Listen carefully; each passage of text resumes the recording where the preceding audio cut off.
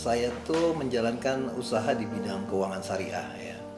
Jadi kenapa latar belakangnya menjalankan usaha ini? Karena saya tuh melihat Indonesia tuh penduduk muslimnya tuh kan terbesar di dunia, ya terbesar di dunia. Artinya orang muslim itu dia dalam bisnis tuh ada aturan-aturannya dia.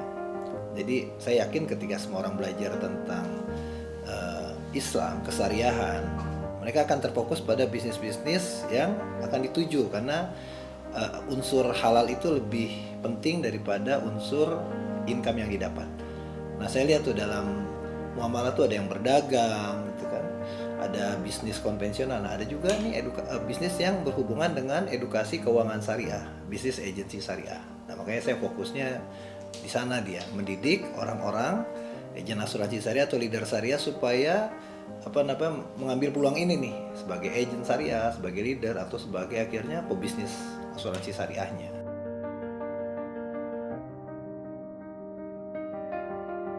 Omsetnya alhamdulillah dalam 5 tahun saya buka kantor tuh ya mungkin 20-an M lah bisa dapat setiap tahun gitu omset kantor.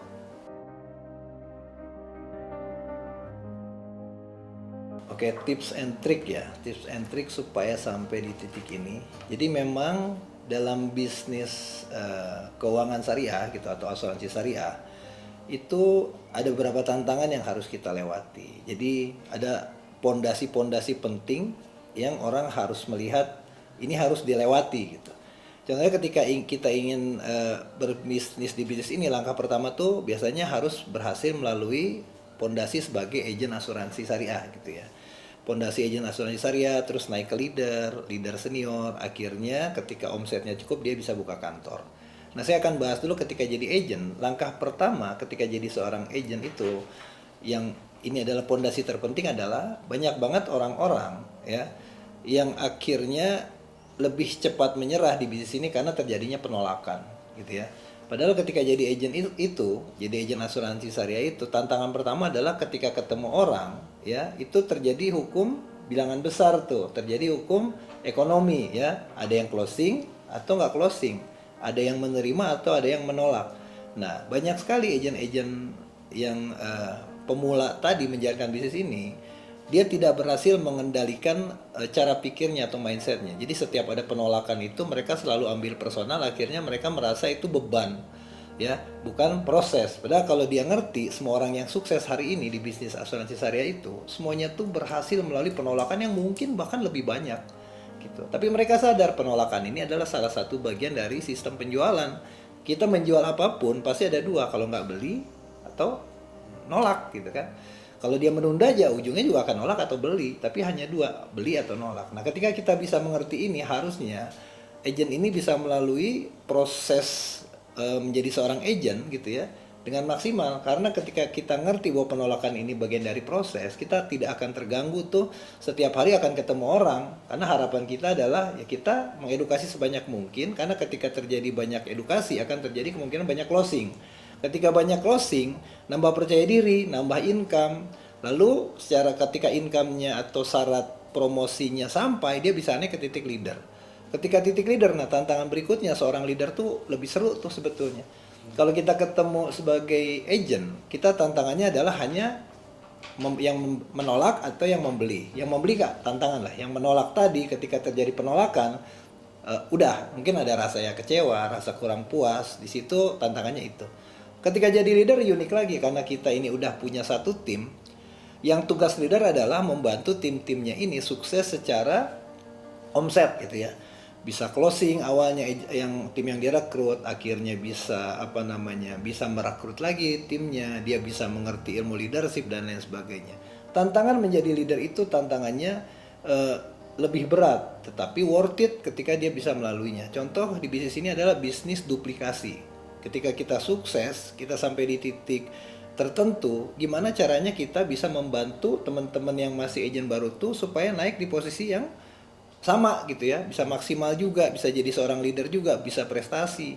Nah, ketika itu terjadi, bisnisnya terduplikasi, berjalan terus, terjadilah duplikasi, akhirnya seorang leader punya tim yang berkualitas, tim berkualitas nanti naik jadi leader lagi. Akhirnya di tahun ketiga tuh namanya posisinya agency director, agency builder ya sekarang namanya. Nah ketika sampai di titik itu, nah artinya timnya bisa bertumbuh, bisnisnya bisa berjalan. Nah ketika bisnisnya bisa berjalan, bertumbuh, dia dapat fasilitas untuk bisa buka kantor.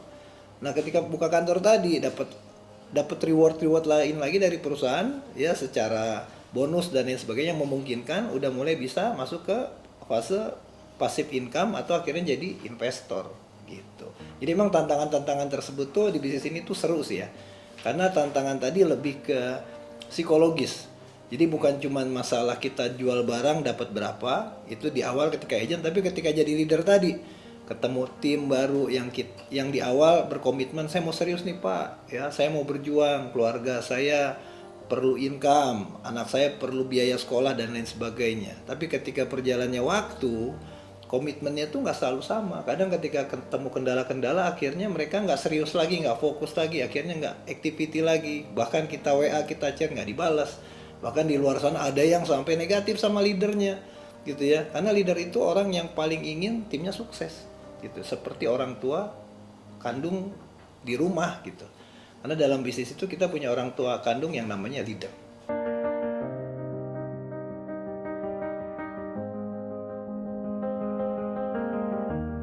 Hambatan paling sulit sebagai seorang leader, saya ketemu orang NPD. NPD itu saya jarang nyerah ya, ketemu orang macam-macam, saya didik dari minus bahkan sampai alhamdulillah mulai sukses. Itu seru lah ya. Ada orang dengan background apapun, misalnya pendidikannya nggak terlalu tinggi, atau tadi orangnya pragmatis, pemalu, nggak kompetitif, buat nggak pernah jualan, nggak bisa ngomong, katanya pemalu. Itu semuanya alhamdulillah dengan polanya masing-masing bisa lah kita didik sampai mulai sukses lah ya. Sukses tuh maksudnya definisinya income-nya tuh mulai naik beberapa kali lipat dari sebelumnya. Itu kita bisa. Tapi kalau NPD, saya udah berapa kali ketemu NPD itu agak susah ya, karena masalahnya ini psikologis ya. NPD itu selalu merasa suara yang benar itu keluar dari kepalanya dia. Jadi dalam ilmu leadership kita bisa didik siapapun ketika orang itu mau denger kita. Tapi kalau orang itu nggak mau denger kita, nah susah. Nah NPD saya nggak bisa. Itu yang paling susah sih, saya ketemu orang NPD. Di luar itu insya Allah sih masih bisa. Kalau NPD nyerah saya. Okay.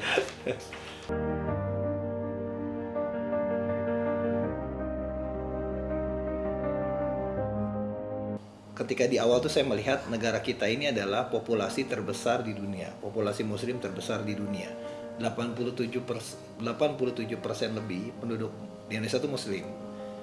Nah, artinya kalau kita melihat jangka panjang nanti, dalam Islam itu ada namanya syariah way, ya, aturan syariah.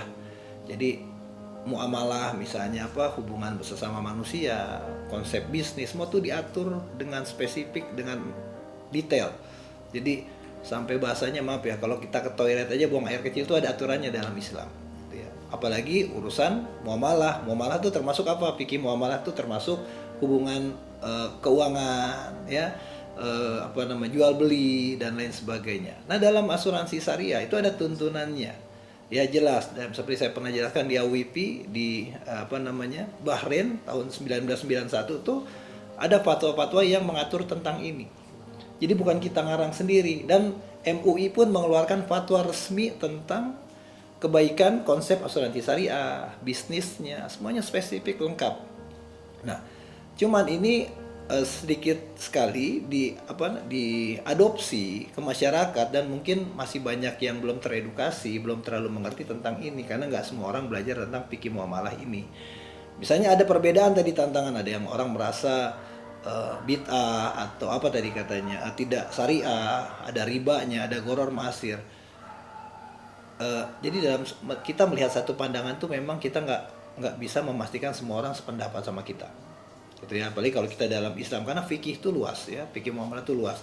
Cuman pemikiran saya itu cuma satu ya, kita sebagai orang muslim, kalau kita anti sama kata syariah, kira-kira siapa yang akan mendukung selain kita? Yang non muslim ya kan, mereka oportunis aja, kalau bagus dibeli, kalau enggak gitu kan. Tapi mereka nggak akan jadi orang yang paling pertama mendukung tentang syariah. Begitupun konsep-konsep keuangan. Nah saya melihat ini suatu saat gitu ya, berbeda tuh pasti ada. Justru Karena tadi ada fatwa dari dunia, dari MUI, saya yakin MUI ini isinya tuh orang-orang cerdas, orang berilmu dari berbagai organisasi yang mereka berfatwa memutuskan ini halal, itu kan nggak sembarangan. Sekelas ulama-ulama besar, AA, Gimbu Yahya, ya, Ustadz Abdul Somad, Adi Hidayat dan banyak lagi itu kalau udah berurusan sama MUI mereka suka lihat, saya lihat di YouTube-nya mereka bilang saya ikut fatwa MUI. Nah dari sana saya melihat ya udah berarti ini ada satu apa namanya satu konsep yang saya harus mulai apa namanya menjadi pelopor mengedukasi ini kepada masyarakat gitu. Jadi kalau ada beda tadi pertanyaannya saya sih ya nggak apa-apa, itu biasa aja kok ya. Tapi semoga kedepannya tuh kalau ketika kita semua belajar jangan sampai pemikirannya gini di luar sana tuh suka dengar tuh suka ada orang ngomong gini tuh agak kurang enak di hati saya. Suka bilang syariah sama aja, lebih parah bunganya, lebih parah ribanya dari yang konven.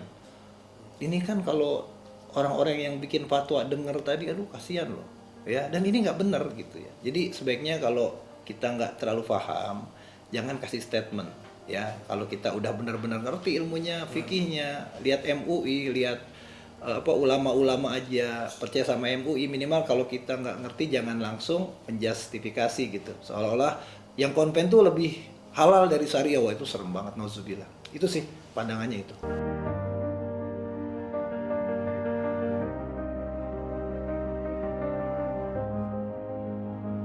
Teman-teman di luar sana, jadi ada orang suka bilang asuransi syariah itu buat orang kaya. Sebetulnya landasan berpikirnya harusnya gini, orang itu konsep asuransi itu tujuannya buat apa sih? Asuransi syariah itu tujuannya adalah salah satu ikhtiar ya untuk meringankan keluarga-keluarga ketika terjadi meringankan resiko finansialnya. Misalnya terjadi sakit, misalnya ada seorang bapak punya istri, anaknya misalnya 3, 4 masih kecil-kecil, istrinya nggak kerja. Ketika bapaknya sakit, akhirnya nggak bisa bekerja lagi, atau dia meninggal, gitu ya, akhirnya income-nya terputus, kira-kira resiko apa yang bisa terjadi sama anak istrinya?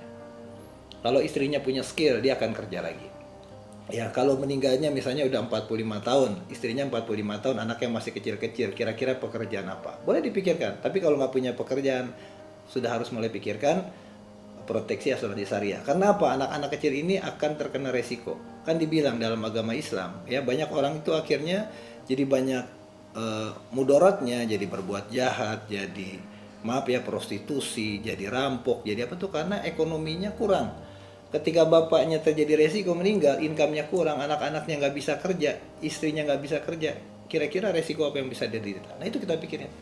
Kalau kita merasa, oh kalau kita meninggal anak gue udah ada, nggak usah asuransi pun udah ada income miliaran, bisa 10 miliar buat mereka lanjutin hidup, ya boleh-boleh aja, asuransi itu nggak wajib. Atau akhirnya ada, kita nggak usah takut, tawakal aja, Allah udah atur dari 50.000 tahun sebelum bumi diciptakan, boleh juga. Tapi kalau saya sih cuma mikirnya gini, kalau kita udah mengerti itu, yes, kita mengerti itu udah takdirnya Allah. Tapi kan ada namanya bagian ikhtiar. Ikhtiar itu adalah ketika kita menggunakan kesempatan kita, cara berpikir kita, mengurangi resiko yang terjadi. Gitu, misalnya, oh udah tahu nih Allah udah tentukan rezeki, tapi ketika kita masih hidup, boleh dong kita sisihin sebagian dana, yang kalau kita kenapa-napa nih, anak masih kecil, minimal anak kita dikasih sama dana tabaru tadi sejumlah dana untuk lanjutin hidup, walaupun kita nggak ada. Lebih mulia mana? Nah itu sih. Jadi kalau kita lihat misalnya, kalau kita lihat porsinya, ya persentasenya misalnya dari 100%, ya orang miskin ini sebenarnya lebih perlu punya proteksi asuransi syariah. Karena ketika mereka terjadi sakit, income-nya aja pas-pasan misalnya. Ketika terjadi risiko sakit, ya berarti dia harus bayar sendiri. Misalnya ada BPJS, oke pakai BPJS sakitnya. Tapi kalau income-nya hilang, lebih parah lagi kan, artinya ekonomi dari ekonomi bawah turun lagi ke bawah lagi. Tapi kalau orang yang udah kaya, minimal ketika mereka nggak punya asuransi, misalnya tetap pakai BPJS, ya orang tuanya bapaknya meninggal, anaknya masih kecil-kecil, mungkin dari ekonomi tinggi turun ke menengah, tapi itu pun akan turun lagi. Jadi kalau kita lihat asuransi buat orang kaya itu nggak tepat. Yang tepat itu asuransi itu adalah buat semua orang yang kira-kira ingin berikhtiar, ya ketika terjadi resiko sama keluarga, minimal keluarganya tidak terkena efek finansial. Nah ini lebih difokuskan utamanya harusnya buat orang yang justru pas-pasan, sisihkan sedikit. Misalnya income-nya sebulan ini cuma 1 juta, cukup buat makan, dia sisihin 50.000 sehari, ya minimal itu akan jadi satu konsep proteksi yang minimal ketika terjadi apa-apa sama mereka, bapaknya tadi, anak-anak sama istrinya dapat sejumlah dana buat melanjutkan hidup, mungkin belajar bisnis nanti, buka warung kayak, warung bubur kacang hijau kayak apapun itu. Minimal disiapkan dana, dikasih sejumlah dana buat istri sama anak melanjutkan hidup walaupun tanpa ada bapaknya. Itu sih gambarannya.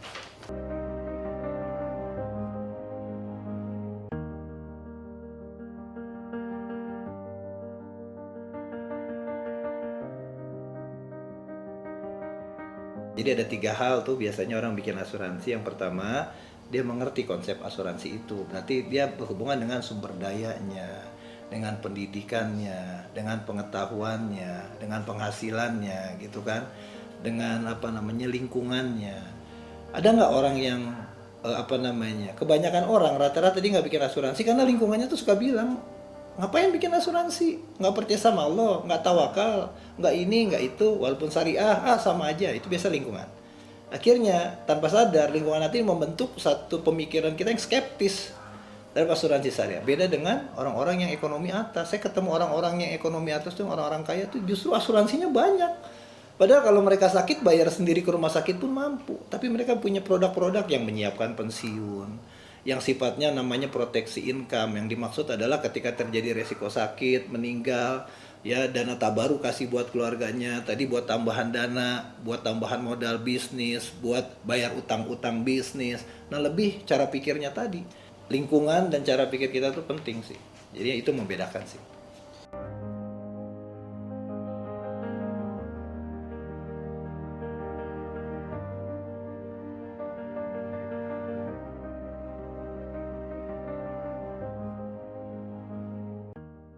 Dulu tuh saya elaborasi dulu ya. Jadi saya dulu backgroundnya tuh ekonomi dari bapak saya sakit keras, saya turun, akhirnya saya manjat lagi gitu ya. Ya suka dukanya pernah saya ceritakan di podcast sebelumnya. Nah tapi bapak saya sebelum meninggal tuh banyak kasih cara berpikir yang bagus, bahwa kalau ketika kita ingin berada di satu kondisi yang bagus, kita pasti perlu berjuang gitu ya. Jadi nggak ada semua itu yang cuma-cuma, Allah santai-santai aja. Allah tuh maha adil. Kalau orang yang kerja keras, ibadahnya maksimal, bagian dari ikhtiarnya, Allah insya Allah kasih gitu kan. Kalau bahasa agamanya kata Ustadz, ya nggak dikasih di bumi, nanti dikasih di akhirat. Tapi minimal kalau kita usaha ada peluang dapat. Ya kalau lo nggak usaha ya Allah juga maha adil gitu ya. Nah jadi misalnya saya lihat background apapun bisa sukses di sini, yang penting ada 3 tips and trick. Ya, jadi orang mau jalanin bisnis asuransi syariah bisa sukses 3 tips and trick. Yang pertama gitu ya, dia harus mengosongkan gelas, dia harus mau belajar. Karena orang yang belajar itu dia sedang melihat dunia. Jadi orang yang belajar punya kesempatan sukses di bidang apapun ya, sama seperti orang sukses sebelumnya. Makanya saya pernah dengar satu bahasan cerita, miliarder itu pernah berkumpul ya. Tiba-tiba ada satu orang ya, miliarder ini berkumpul, ada berapa orang dan banyak audiens lain. Tiba-tiba ada satu orang bilang, saya akan ngalahin kamu, saya akan lebih kaya dari kamu nanti. Orang-orang biasa tadi ngetawain. Orang-orang kaya tadi yang udah jadi miliarder nggak ngetawain dia. Dia dengerin, dia perhatikan anak itu. Dan ternyata setelah bertahun-tahun kemudian anak tadi jadi salah satu miliarder, jadi komunitasnya mereka. Nah, jadi orang-orang yang sukses tadi, orang-orang kaya tadi tidak pernah mengecilkan mimpi orang. Justru nggak banyak orang yang berani tuh bilang di depan mereka, saya akan ngalahin bapak nih. Ini anak muda, dia bilang nunjuk dia, saya akan ngalahin bapak, saya akan sukses seperti bapak. Dan miliarder itu bukan merupakan satu penghinaan, justru itu salah satu apresiasi. Banyak orang ingin mengikuti dia. Makanya saya pernah cerita juga di materi saya, ada satu perenang dunia namanya Dayana gitu ya. Itu nyebrang berenang itu selama 177 kilo kalau nggak salah, 54 jam di usia 65 tahun. Dia nyebrang laut ya di Amerika, itu berenang hampir 2 hari. Nggak ada yang bayar. Dia tanya, kenapa kamu berenang? Saya ingin menginspirasi banyak orang di luar sana bahwa usia ini tidak jadi patokan kesuksesan seseorang. Karena ketika keinginan kamu kuat, hambatan terlihat jadi kecil. Nah, jadi untuk teman-teman ada tips tadi. Yang pertama, harus kosongkan gelas, harus belajar. Ya, jadi ini syarat pertama. Yang kedua, dalam bisnis ini tuh kita harus punya mental yang tangguh. Jadi selain belajar, bisnis asuransi syariah tuh bisnis hanya untuk orang-orang tangguh. Jadi kalau nggak tangguh nggak akan ada di sini. Mau lo anak orang kaya, mau lingkungan lo teman-teman lo orang kaya semua, mau lo artis, mau lo siapapun, lo nggak punya mental yang tangguh di sini nggak akan bisa bertumbuh dia. Mau belajar mental yang tangguh. Ketiga adalah kita harus ikut sistem. Ikut sistem tuh setiap kantor itu punya aturannya, aturan suksesnya. Jadi di kantor kami ya, kalau semua orang yang mengikuti 7 langkah sukses, ada namanya 7 langkah sukses, itu insya Allah 90% sukses dia jadi. Tapi berapa orang yang tahu ini bisa bikin sukses, beda dengan berapa orang yang yakin ini bisa bikin dia sukses. Karena yang bikin dia sukses bukan tahu, tapi yakin. Kalau dia yakin akan sukses, dia pasti kerjain. Lo yakin ada satu jalan bakal sukses, beda dengan lo tahu, itu jalan itu sukses tuh kalau kita ikutin. Nah, orang yang yakin ikut sistem pasti. Contohnya apa orang yang yakin? Dia akan datang training. Dia akan mencoba 7 langkah sukses. 7 langkah sukses itu ada misalnya apa yang dikerjain dari langkah 1 sampai langkah 7 itu dikerjain. Yang ketiga adalah datang training, ikut 7 langkah sukses. Komunikasi sama leader yang bagus. Leader itu orang tua kita di bisnis ini. Jadi kalau kita sama orang tua durhaka di dunia, ya, dalam agama itu kita pasti banyak susahnya. Begitupun sama di bisnis ini. Kalau kita durhaka sama leader kita di bisnis ini, karena leader ini salah satu cara berpikirnya ya, banyak orang sampaikan statement ini dalam dunia asuransi adalah leader ini adalah orang tua kita di luar sana. Leader ini orang tua kita dalam bisnis. Yang terakhir adalah leader ini adalah orang yang paling pengen kita sukses. Tidak ada orang lain selain leader. Nah, jadi kalau kita udah ngerti itu 3 langkah tadi, insya Allah akan sukses.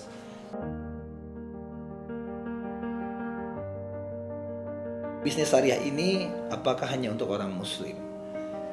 Jadi banyak bisnis di luar sana yang konsepnya syariah tapi namanya bukan syariah. Percaya nggak? Di Eropa sana ya, banyak negara udah nerapkan satu bisnis lini bisnis konsepnya tuh syariah, tapi dia nggak tulis syariah. Jadi konsep syariah itu yang menariknya itu bukan kata syariahnya, paham nggak?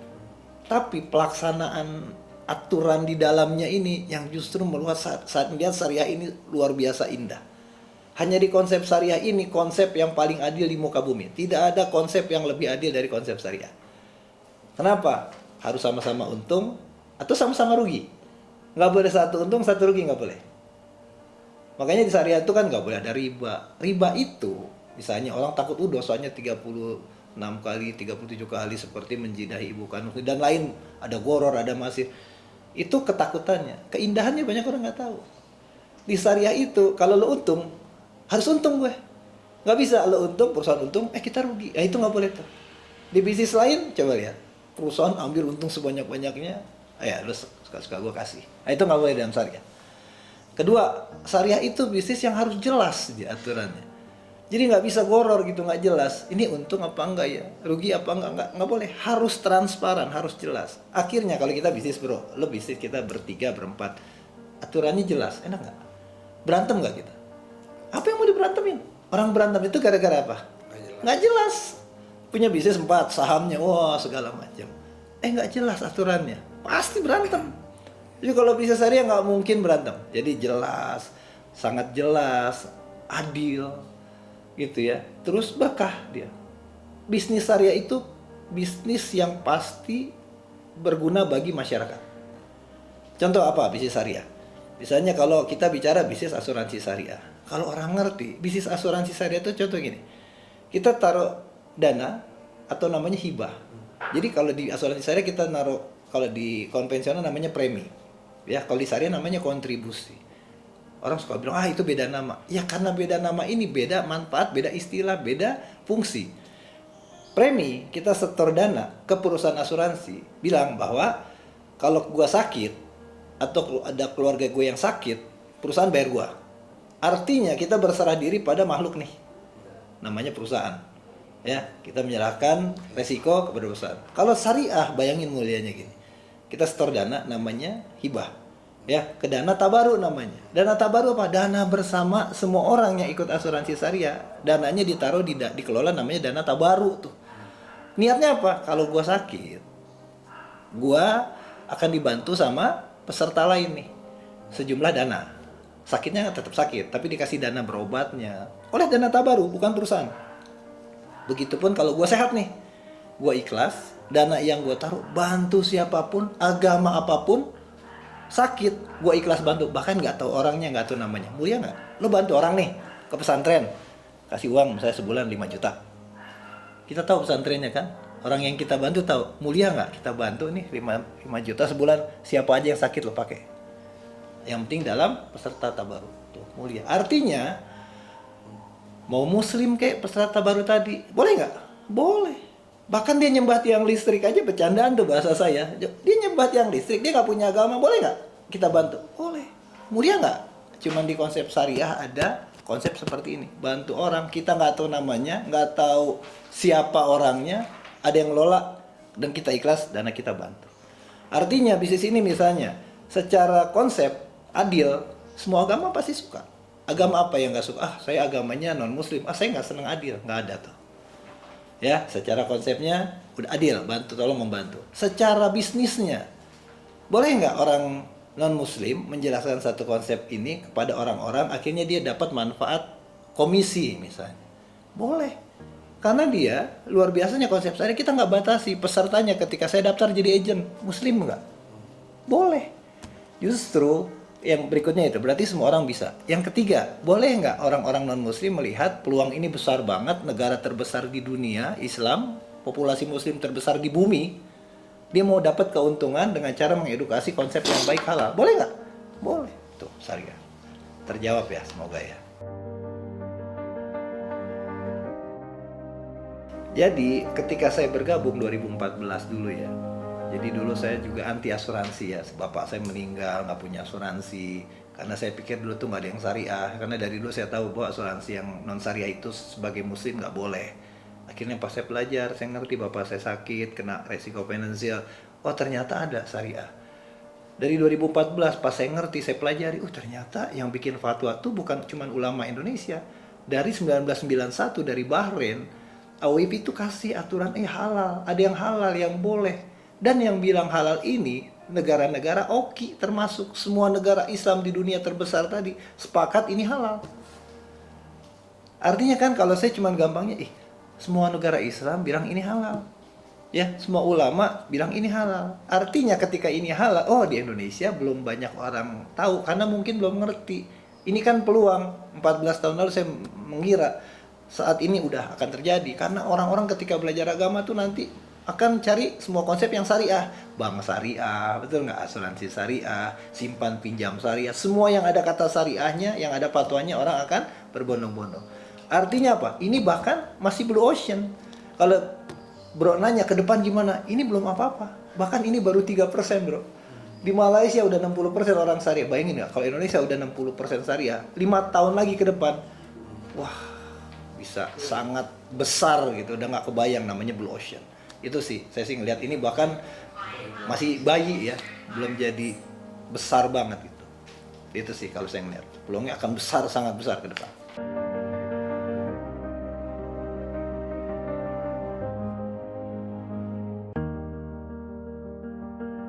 Oke, mungkin penutup dari saya ya, jadi tentunya saya sebagai manusia ya, mungkin kalau ada salah saya minta maaf, tapi ada satu pesan yang mungkin harus kita pikirkan bersama. Ya, kita ini populasi muslim terbesar di dunia ya. Bayangin nggak kalau di negara kita semua orang udah ngerti tentang konsep syariah, ngerti kebaikannya, ngerti manfaatnya untuk negara kita, untuk kita dan keluarga, kita akan sangat besar, kita akan jadi bangsa yang kuat, kita jadi bangsa yang mandiri, tentunya bangsa yang penuh berkah karena semuanya udah mulai ngerti kata syariah. Yang berikutnya adalah buat teman-teman, semua ini akan berawal dari pertama, kita harus udah mulai membuka diri tentang syariah, entah konsepnya, entah pemikirannya, entah pemahaman. Jadi nggak boleh lagi di luar sana, bagusan konsep konvensional, syariah itu cuma kata-kata. Seperti yang udah saya bahas tadi, yuk ketika kita sudah mulai ngerti ya, yang pertama jangan anti dulu, harus terbuka. Tentang syariah tuh ada fatwa MUI, ada fatwa dunia, berarti kita harus mulai belajar. Ya, yang kedua, kalau ini kita udah mulai sadar, negara kita akan berkah, kita akan kuat, kita akan tumbuh bersama-sama, negara kita akan lebih kuat karena terbebas dari 3, goro, riba, ma'asir. Itu aja. Jadi teman-teman, yuk mulai sekarang kita udah mulai terbuka tentang syariah, kita udah mulai belajar, kita ulah percaya sama MUI, fatwa-fatwanya ini sangat kuat gitu ya. Dan artinya mulai sekarang ke depan saya doakan kita semua sukses ya, dan syariah tambah kuat di Indonesia. Itu aja. Pamit. Wassalamualaikum warahmatullahi wabarakatuh.